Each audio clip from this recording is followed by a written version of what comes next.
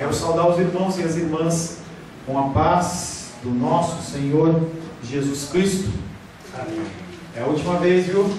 Esther e Marcos, que eu saúdo vocês como visitantes. Marcos e Esther têm vindo com o Felipe e Rayane. Como já vieram 2 vezes, a partir da terceira eu já não saúdo mais como visitantes. Tá bom? Glórias a Deus por isso. Senti falta da mamãe, viu? Dá um abraço nela. Em nosso último encontro, estivemos meditando sobre o tema Jesus, o testemunho verdadeiro. Testemunho verdadeiro, testemunho falso.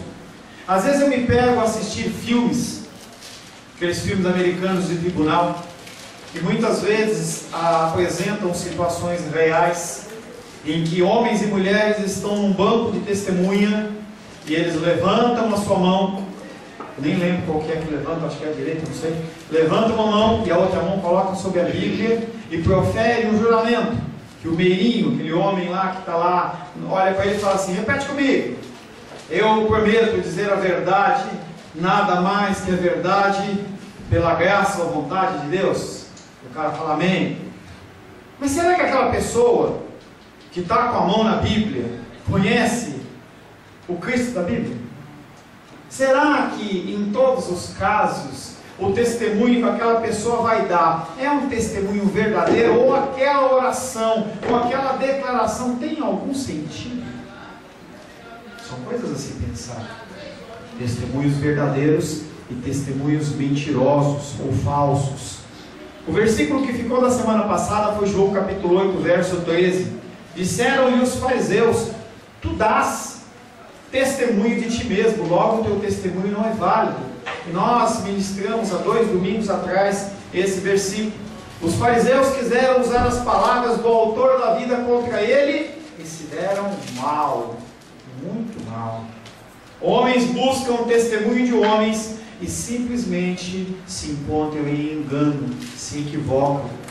Milhões seguem a líderes que testificam apenas de si mesmos e não tem nenhum respaldo bíblico em suas palavras, e a igreja cristã está nesse contexto, e isso é muito triste.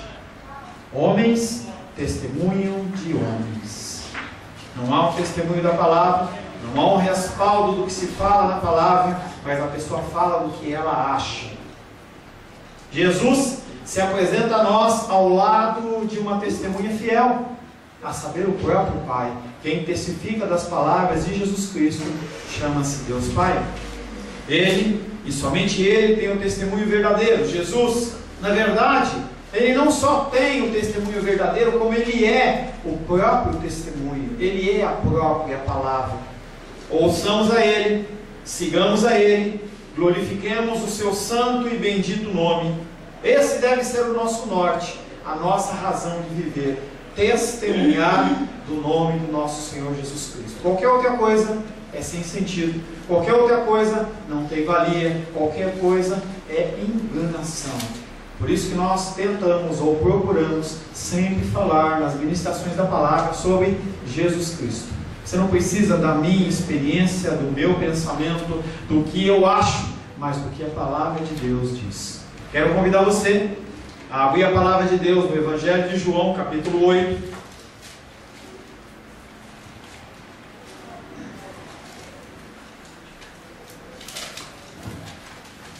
Evangelho de João, capítulo 8, versos 12 em diante. Evangelho de João, capítulo 8, versos 12 em diante.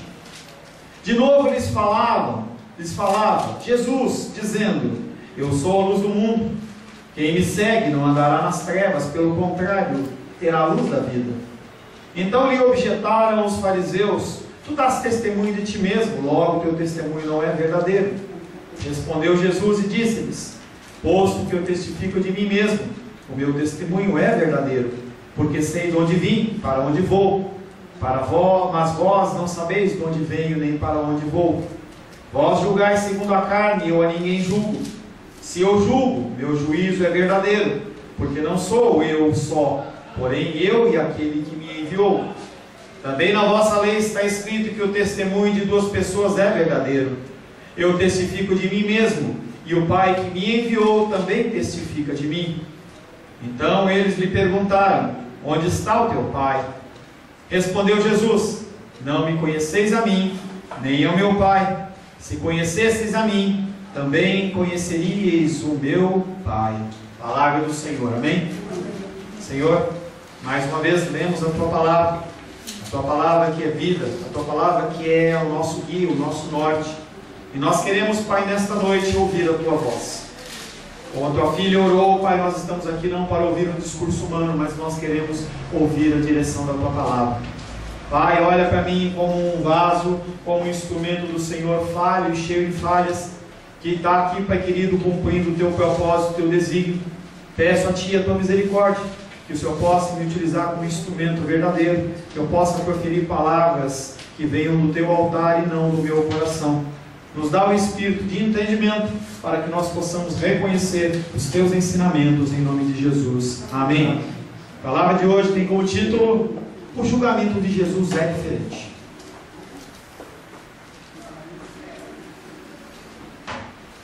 O julgamento de Jesus, ele é diferente. Nós vamos meditar nessa noite em 2 versículos.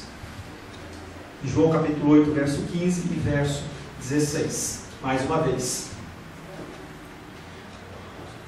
Vós julgais conforme a carne. Jesus falando com os fariseus. Mas eu a ninguém julgo. E se julgasse, meu julgamento seria verdadeiro, porque não julgo sozinho, mas comigo está o Pai que me enviou. Nessa discussão está um bate-bola em que os fariseus acusam Jesus. Eles tentam de toda forma fazer quebrar aquela palavra de autoridade de Cristo, e eles não conseguem, porque Cristo tem o respaldo do próprio Pai. Assim como Nicodemos, esses fariseus não julgam segundo o Espírito, mas eles julgam segundo a esfera da carne. João capítulo 3, verso 1, fala sobre Nicodemos. Nós já meditamos alguns meses atrás. Havia entre os fariseus um homem chamado Nicodemos, um dos principais dos judeus. Se você se lembra daquele tempo que nós meditamos, senão você pode ler depois João capítulo 3, você vai ver que Nicodemos, que era um dos membros do Sinédrio, era um homem que fazia parte da cúpula que governava Israel, vai ter com Cristo no final do dia, inicio da noite. E naquele dia nós meditamos, naquela época nós meditamos que havia basicamente 2 opções. Ou ele foi à noite para que ninguém o visse, ninguém o relacionasse com Jesus, ou então ele estava indo no final do dia de trabalho de Cristo para que ele pudesse ter um tempo a sós. Mas aquele homem, dentro dos seus comentários, dentro da sua palavra com Cristo, ele mostra-se uma pessoa totalmente equivocada em relação à figura de Cristo. Quando Cristo apresenta alguns elementos para ele, ele dá respostas que são típicas de crianças. E aquele homem, ele está analisando tudo com a carne. Como que eu posso nascer de novo? Será que eu vou entrar de novo na barriga da minha mãe? Aquele homem analisa as coisas espirituais na ótica da carne. E os fariseus que estão interpelando Jesus estão fazendo o mesmo. Infelizmente, como Nicodemos, ao avaliar quem é Jesus, seus oponentes o estão julgando por padrões humanos e não pelas Escrituras. Nós temos que julgar tudo segundo as Escrituras.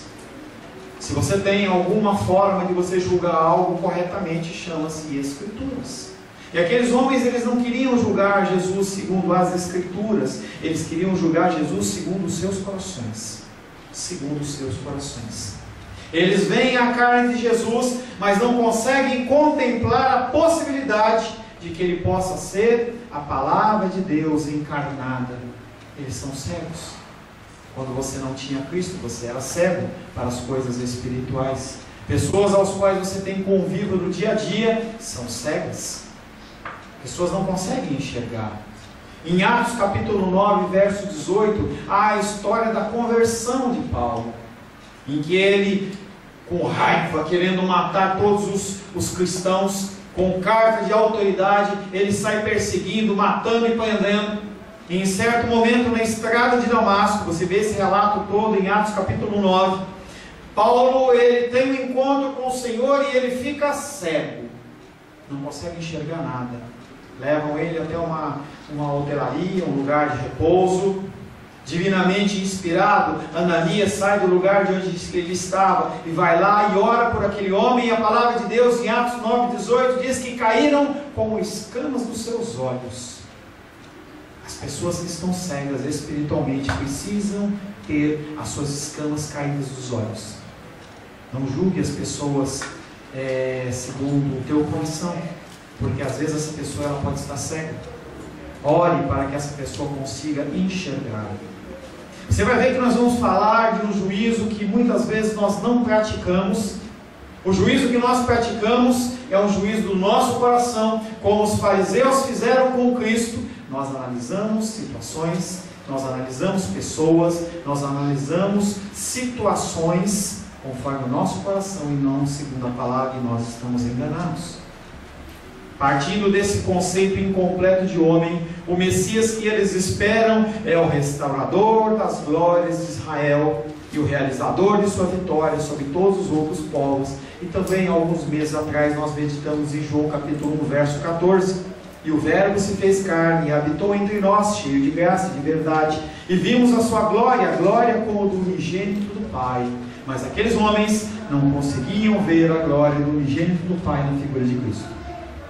Eles viam um homem que estava usurpando a posição do Messias, que deveria tomar conta do Império Romano, devia destruir a Grécia, devia destruir tudo e fazer com que o Império Judeu subisse novamente às alturas e fosse reconhecido. E aqueles homens fossem conhecidos como moradores de uma terra poderosa. Os fariseus não queriam Cristo, mas eles sabiam quem era Cristo. O Messias que eles esperam não passa de uma personificação das suas ambições e dos seus desejos. Qual é o Cristo que você quer para a sua vida? Será que o Cristo que você quer é um Cristo que vai te dar um casamento? É um Cristo que vai manter o seu casamento? É um Cristo que vai te dar um trabalho, um emprego, um concurso? É um Cristo que vai aumentar as vendas no seu comércio? Esse Cristo, o verdadeiro Cristo, eu tenho para te dizer que ele não se adapta a você. Ele não faz o que você quer. Mesmo que religiosos digam, não, eu vou colocar ele na parede, ele vai fazer o que eu quero, faz porque ele é obrigado. Esse Cristo não faz isso. O Cristo das Escrituras, aos quais, se você se dedicar a estudá-lo, você vai ver que ele não se adapta a você. É você que tem que se adaptar a ele. E ele ordena, não vos conformeis a este século, mas vos conformeis a mim, a palavra, o meu jeito de falar, o meu jeito de agir, o meu jeito de pensar. Jesus não se adapta à sua vontade. Mas aqueles homens tinham desejo de que houvesse uma prosperidade novamente no povo de Israel. E a pergunta que eu te faço é: posso ter desejos? Eu posso ter desejos? A palavra de Deus fala no sentido eclesiástico, religioso, em 1 Timóteo 3:1, fiel é a palavra. Se alguém aspira ao episcopado, se alguém deseja, se alguém tem vontade de ser um pastor, de uma pessoa que se dedique à obra de Deus, excelente obra, almeja. E o apóstolo Paulo diz a Timóteo, diz que esse desejo é um desejo bom. Mas nós temos desejos bons e temos desejos maus. E às vezes os desejos bons eles podem se tornar maus. E nós vamos falar de desejos lícitos e ilícitos. Os ilícitos são o que a palavra de Deus condena. Há coisas que estão aqui na palavra de Deus que ela ordena para você fazer e você não faz, e você está tendo um desejo ilícito. E tem coisas que ele fala para você não fazer e você faz, e você também está tendo um desejo ilícito. A palavra de Deus nos dá esse norte. O que é que eu tenho que fazer? O que eu tenho que fazer ou o que eu não tenho que fazer? Se você quer saber a vontade de Deus, você tem que meditar aqui. Não basta você vir num culto de domingo à noite. Não basta você vir numa escola dominical. Não basta você assistir um programa de televisão ou um vídeo.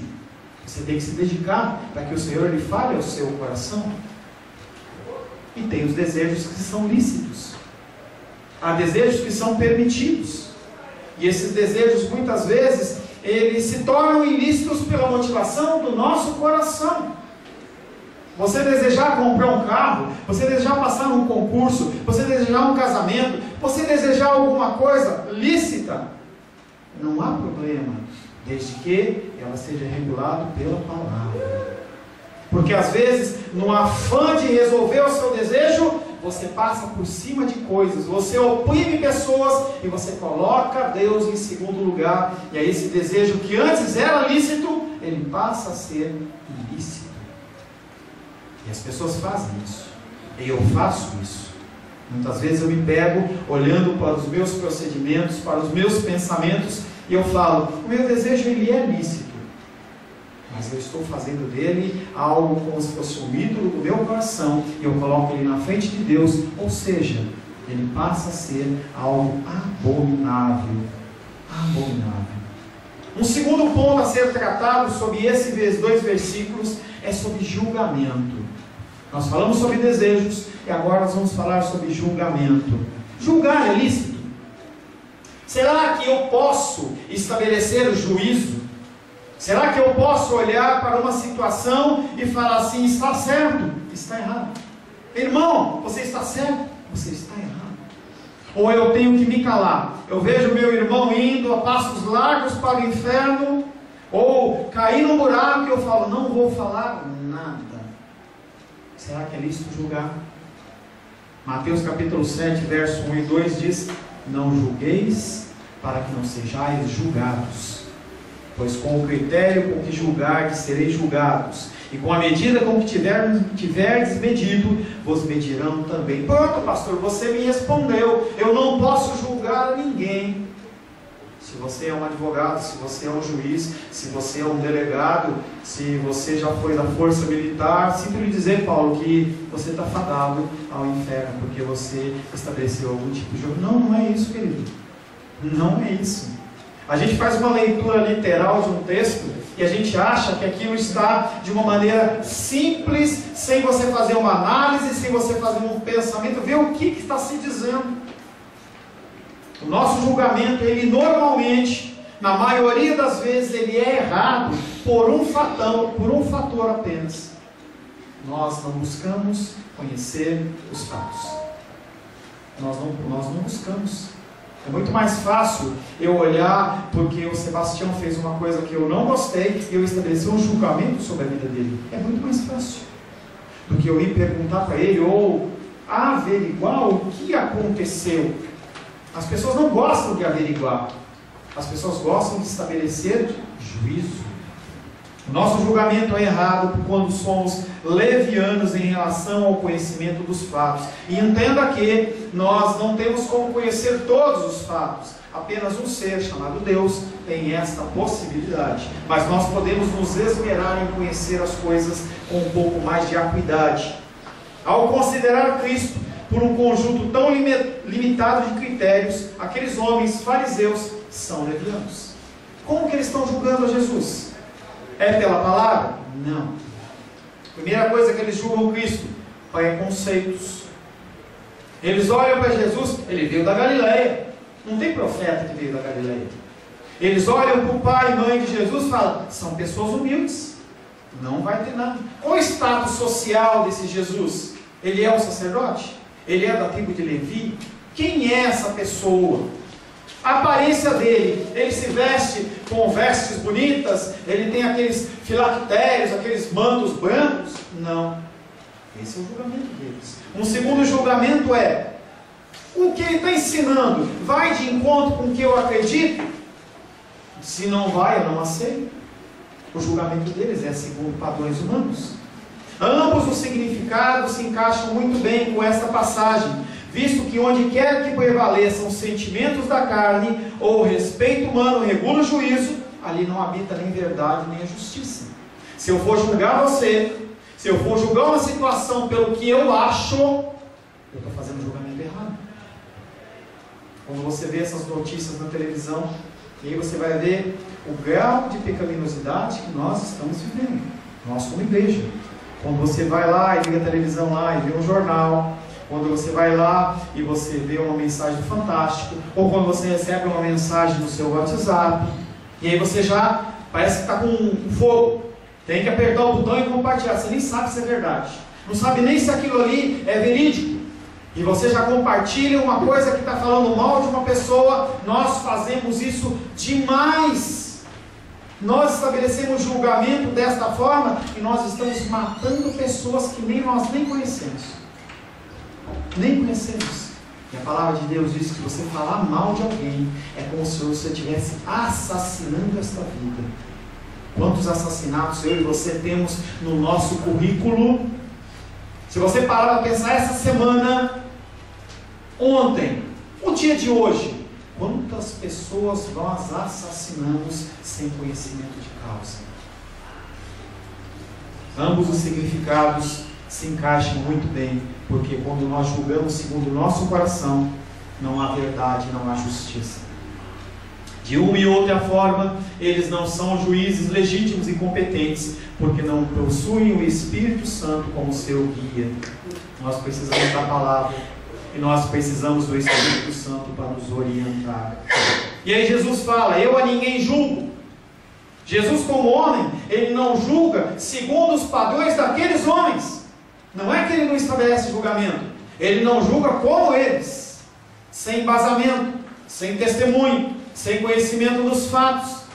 Jesus, como homem, não julga segundo os padrões e critérios humanos. E enquanto esteve na terra, se você não sabia, ele não exerceu o ofício de juiz, mas ele ensinou, ele era mestre. Ele não condenava pessoas. Nós vimos há umas 2, 3 semanas atrás aquele relato daquela mulher adúltera em que ele falou assim: vá e não peques mais. Ele não veio à terra para julgar, ele veio para salvar, ele veio para edificar, ele veio para resgatar. Você vai começar a entender um pouco que juízo é esse que nós podemos e devemos fazer, porque nós temos um mestre que nos ensina como nós devemos agir. Eu a ninguém julgo. Jesus, como homem, não julga segundo os padrões e critérios humanos, e enquanto esteve na terra não exerceu o ofício de juiz e sim o de mestre. Ele adiciona então esta observação, para não parecer que ele estava sem direito. Eu não julgo porque eu não posso. E aí ele vem e fala: se eu julgo, diz ele, meu juízo é verdadeiro. Ou seja, ele é dotado de autoridade. Eu não estou sozinho. E ele olha para aqueles homens e fala assim: eu não julgo, não é porque eu não posso. Eu não julgo porque eu não quero. Não é a hora. Não é o momento. Haverá um momento em que haverá uma época de julgamento, e essa época vai chegar. Hoje, Jesus Cristo, ele é o meu advogado, o seu advogado, o meu médico, o seu médico, o meu mestre, o seu mestre. Mas haverá um tempo em que ele será um reto juiz, em que nenhum tipo de clamor que você venha fazer vai mudar o seu julgamento, porque o julgamento dele é alicerçado pelo Pai. O seu objetivo de Jesus é convencer os seus inimigos. Eles assumem a liberdade de julgar e contudo não podem condená-lo, pois não foram comissionados pelo Pai para isso. Para que você possa julgar alguma situação, você tem que ter uma ordenança sobre você. Há 3 tipos basicamente de autoridade. Há uma autoridade que foi comissionada pelos homens. Se você quer saber um pouco dessa autoridade, converse um pouco com o irmão Cláudio, converse um pouco com o irmão Paulo, e você vai ver que eles tinham uma autoridade no tempo de serviço, não mais hoje, mas no tempo de serviço em que eles poderiam exercer um poder de polícia. Amém, Paulo? Poderiam parar um lugar, parar uma pessoa, pedir documentos. A autoridade cuida de homens, e essa autoridade ela é lícita. Também tem uma autoridade que é a autoridade do saber. Quanto mais você estuda, quanto mais você conhece, menos você é enrolado, menos você ouve besteira. E essa autoridade do saber também é lícita. E aí é uma autoridade que você não consegue através de homens, você não consegue através de esforço físico, mas é uma autoridade de Deus. Jesus Cristo, quando falava, ele falava como alguém com autoridade.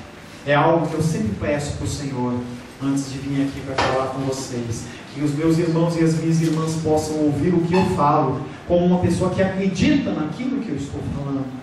Não simplesmente eu dar um discurso ou trazer um tempo aqui de falação para você de 20 minutos, 30 minutos, 40 minutos. Não, eu quero que você entenda o que eu estou falando. Eu quero crer, eu creio nisso. Apesar de ser falho como você é, muitas vezes não conseguir colocar em prática, eu creio nisso.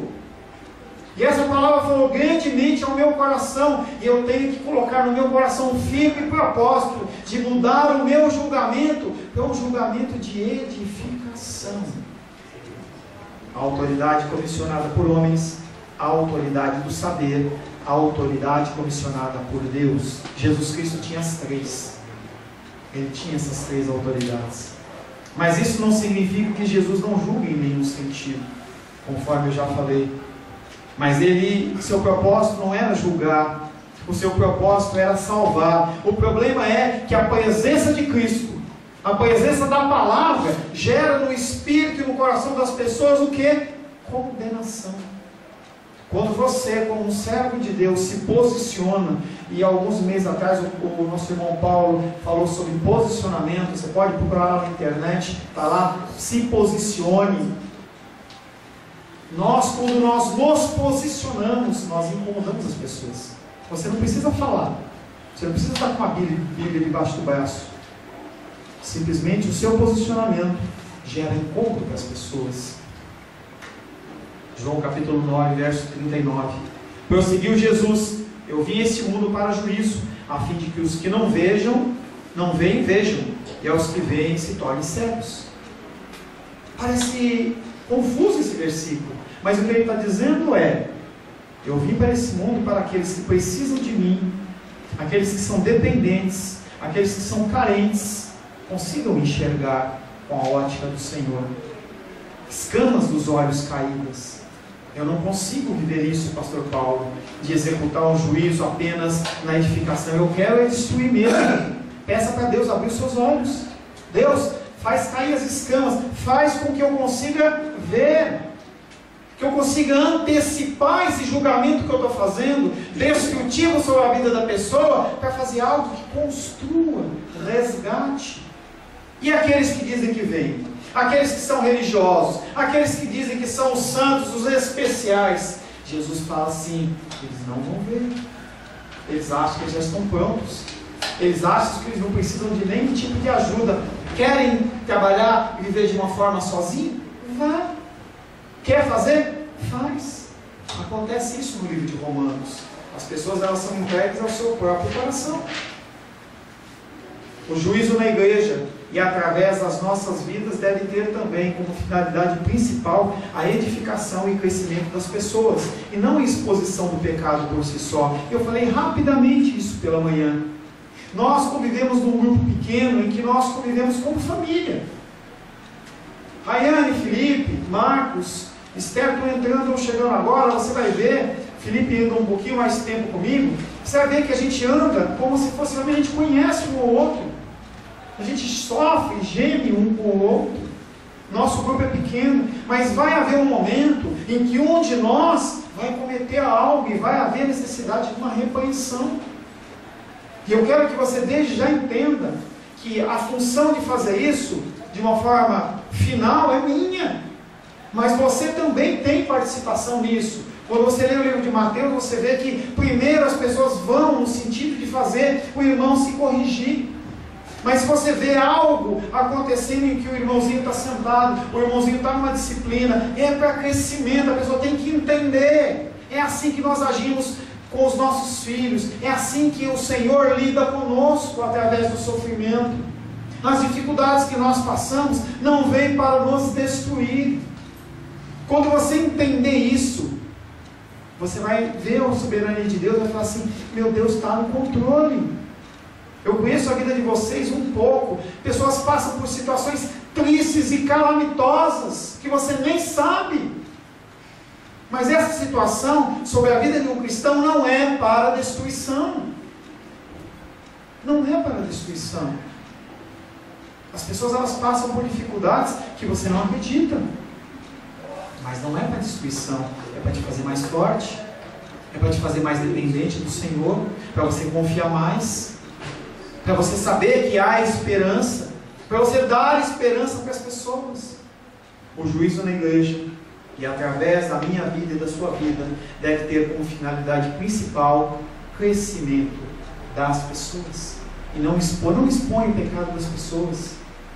Não expõe. Não há necessidade disso. Nós já há uma figura que é separada única e exclusivamente para isso, e chama-se Satanás, e tem como nome o acusador. Nós não precisamos ajudá-lo na obra dele. Ele sabe o que faz. Ele está há milhares de anos fazendo isso. Ele é expert nisso. Ele não precisa da sua ajuda nem da minha ajuda. Jesus não exclui ninguém de seu convite a segui-lo. A motivação que ele tem é o amor. Ele é a luz que ilumina todo homem. João capítulo 1, verso 8 e 9. Ele não era luz. João Batista dizendo, o texto é sobre João Batista. Ele não era luz, mas veio para que testificassem da luz, a saber, a verdadeira luz que vindo ao mundo ilumina todo homem. João Batista entendeu claramente isso. Quando ele começa a ser colocado de lado, ele fala: importa que ele cresça e eu diminua. Às vezes é importante que você diminua para que Cristo cresça. E essa redução sua vem através de lutas e dificuldades. Vem através de lutas e dificuldades. Ainda que ele, Jesus, não pretenda excluir ninguém, a rejeição por parte dos religiosos se constitui em autoexclusão e acaba por ser a sentença sobre eles. Quando eles rejeitam a Cristo, eles estão se condenando. Quando você ouve o ensinamento de Cristo e você decide não cumprir ou não fazer, você está trazendo autocondenação sobre a sua vida. Não é Cristo que está te condenando, é você que está se colocando numa situação de condenação. Na presença da luz, eles preferem as trevas, porque o seu modo de agir é perverso.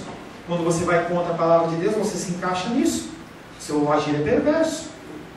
João capítulo 3, verso 19 diz: o julgamento é esse, que a luz veio ao mundo e os homens amaram mais as trevas do que a luz, porque as suas obras eram más. Quando você age de uma forma perversa, você está falando assim: eu prefiro as trevas, eu prefiro a doença, eu prefiro a dificuldade, eu quero. E algumas vezes o Senhor Ele permite. E aí nessa hora você pula. Deus, por que tu permitiste? Não, você que quis isso. A palavra ela é clara. E se você tem dúvida, peça sabedoria a Ele, e Ele vai te instruir nessa sabedoria. Agora, se você ama mais as trevas, muitas vezes o Senhor fala: quer ir, filho? Vai. Aconteceu isso com o filho pródigo. A palavra diz que aquele filho, que era o mais novo, que não tinha direito a todo esse mandamento e autoridade, fala: ó pai, me dá o que é meu, que eu vou embora. O pai olha e fala: você quer ir? Vai. E aquele homem vai, gasta o dinheiro dele, sofre, até que ele reconheça que o lugar onde ele estava era melhor. Só que você não precisa passar por isso. Mas se você quiser, e Deus permitir, você vai, você sofre. Com essa opção, eles condenam-se a si próprios, e Jesus somente a referenda, não comunicando vida àquele que não quer aceitar. João 3,18. Quem nele crê não é julgado. O que não crê já está julgado, porque não crê no nome do unigênito Filho de Deus. E você só tem que crer. É algo gratuito. Eu creio. Deus coloca isso no meu coração. Me ensina a viver dessa maneira. Porque nós estamos acostumados, falei hoje pela manhã, a esse sentimento de troca. Olha, eu alugo esse imóvel, nós pagamos 2.000 e pouquinho nesse imóvel, de aluguel mensal. Então, eu vou lá e pago, ele me dá o direito de eu alugar. Você vai lá e compra um carro financiado, enquanto você está pagando as parcelas, você tem direito ao carro.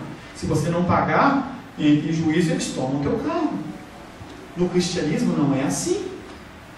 O Senhor, Ele te dá gratuitamente. Você só tem que dizer que crê e tentar viver segundo os padrões. Entenda que você vai tropeçar, você vai cair, não é maldição, isso é realidade. Porque nós vivemos num estado e num caminho pecaminoso em que o nosso coração grita. O meu coração, ele grita pela minha vontade. O seu coração, ele grita pela sua vontade. E você tem que fazer o seu coração se calar para que Deus possa falar e você ouvir. Essa sentença, ela é legítima, porque o testemunho de Jesus é um testemunho apoiado nas obras e apoiado pelo Pai. João 5,36. Mas eu tenho maior testemunho do que o de João, porque as obras que o meu Pai me confiou para que eu realizasse, essas que eu faço, testemunham a respeito de mim, de que o meu Pai me enviou. Nós lemos João capítulo 8, versos 15 e 16. Vós julgais conforme a carne, mas eu a ninguém julgo. E se julgasse, meu julgamento seria verdadeiro, porque não julgo sozinho, mas comigo está o Pai que me enviou. Hoje nós falamos de desejos lícitos e ilícitos. Nós falamos sobre a autoridade dos homens, a autoridade de conhecimento e a autoridade da comissão do Senhor. E principalmente, a lição para você hoje é que você passe a julgar segundo a vontade de Deus e não segundo o teu coração. A boa notícia é que você não está sozinho. A boa notícia é que Ele está junto de você. A boa notícia é que Ele não te abandona. Quando o povo de Israel tinha pecado, e Deus olha para Moisés e diz: eu vou sair da presença desse povo porque eu vou consumi-los. E o Senhor fala, o Moisés fala: Senhor, não nos abandone. Não, eu vou enviar um anjo. Senhor, como é que eu vou viver sem a tua presença? Como é que eu posso viver? Aquele mesmo Deus que não abandonou o povo de Israel, Ele não me abandona e não te abandona. Quando você pede ajuda, Ele te auxilia. Diferente de mim, diferente do teu irmão, da tua irmã, do teu marido, da tua mulher, do teu tio, do teu pai, da tua mãe, que depende da situação. Não, Ele sempre te ajuda. Ele está com você. Quando você tropeça, Ele não dá risada de você. Ele te pega pela mão e te ajuda a ficar de pé. Nós precisamos deste Deus. Esse mundo precisa desse Deus. Você tem que falar desse amor, esse amor que te envolve, tem que encher o teu coração numa medida tal que transborde. Lembro que uma vez lá em São Paulo deu um problema na boia, e aí quando nós chegamos em casa, a água estava pingando. Que tristeza, mas a água pingava assim. Quando eu subi na laje, tinha isso aqui de água, vazou e eu não sabia. Nós temos que ser como esta boia que inunda, que não consegue ser retida, em que as pessoas olham para nós e falam assim: eu estou com essa luta, mas eu tenho uma esperança, porque essa pessoa que está aqui do meu lado, ela irradia essa luz, uma luz que não é dela, mas uma luz que é do próprio Cristo. Você tem quem se apoiar, não é em mim, mas é no próprio Deus. Feche seus olhos. Senhor Deus, apresentamos a Ti os nossos corações, as nossas vontades, os nossos desejos, os nossos pensamentos, as nossas ações e as nossas omissões, os nossos desejos lícitos e ilícitos. Sim, nós temos desejos ilícitos, Pai.